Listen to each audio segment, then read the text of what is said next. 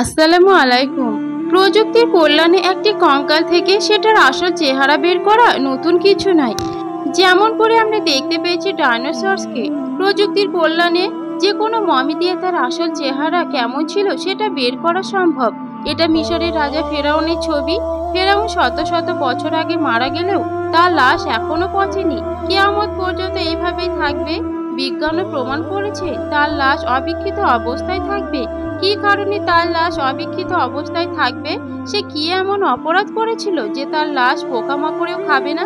বিস্তারিত জানতে ভিডিওটি সম্পূর্ণ দেখার অনুরোধ রইল। পৃথিবীতে এখনো পর্যন্ত যত মানুষ আল্লাহ তাআলার বিরোধিতা করেছে তার মধ্যে ফেরাউন ছিল সব থেকে বড় সীমালঙ্ঘনকারী। সে নিজেকে খোদা দাবি করেছিল।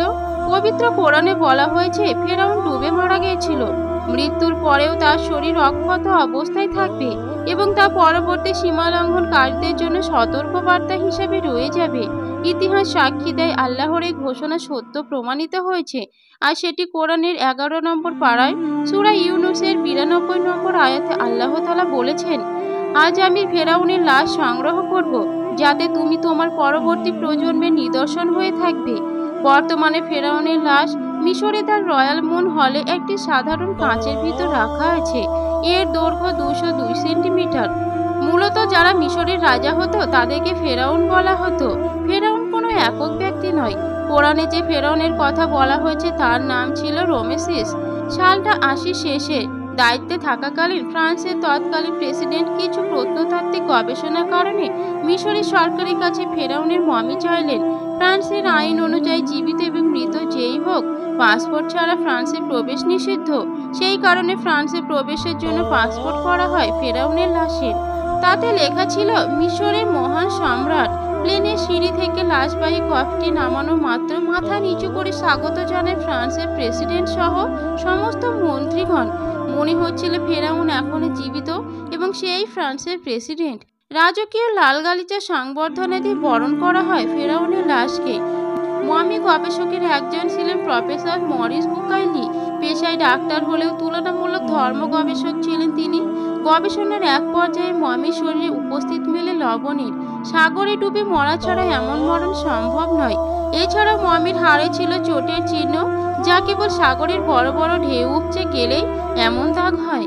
গবেষণা চলাকালীন ডাক্তার মরিস বুকাইলিকে একজন গবেষক জানালেন, মুসলিমদের কোরআনে এক ফেরাউনের কথা আছে যে সাগরে ডুবে মারা গেছে। মরিস আশ্চর্য হয়ে গেলেন, কারণ মমি পাওয়া গেছিল 1841 সালে আর কোরআন নাজিল হয়েছে 1000 বছর আগে। সাগরের পানিতে অর্থাৎ আর্দ্র অবস্থায় ব্যাকটেরিয়া আক্রান্ত হওয়ার সম্ভাবনা সবচাইতে বেশি, যেখানে হাজার হাজার বছর ধরে অক্ষত থাকা অসম্ভব। প্রাচীন মিশরীয়রা মমির পদ্ধতি তেমন জানতেন না। যা জানতেন তাতে একটা লাশ এতটা সংরক্ষণ করা সম্ভব নয়।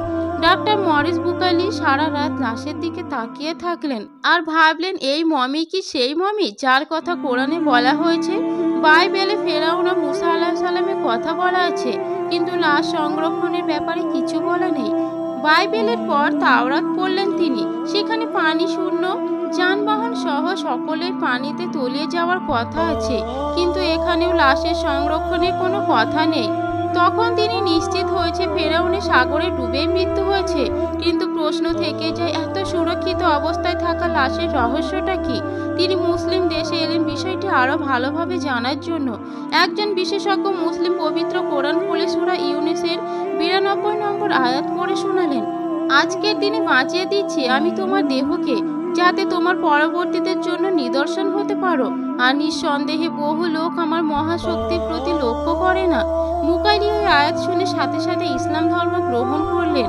কোরআনের সত্যতা এইভাবে প্রকাশিত হতে দেখে সবার চোখে পানি ঝরে পড়ল। মুকাইলি বহু বছর ধরে তার গবেষণায় বিজ্ঞানের নতুন তত্ত্বের সাথে সাথে কোরআনের মিল অমিল খুঁজতে গিয়ে একটিও অমিল পায়নি।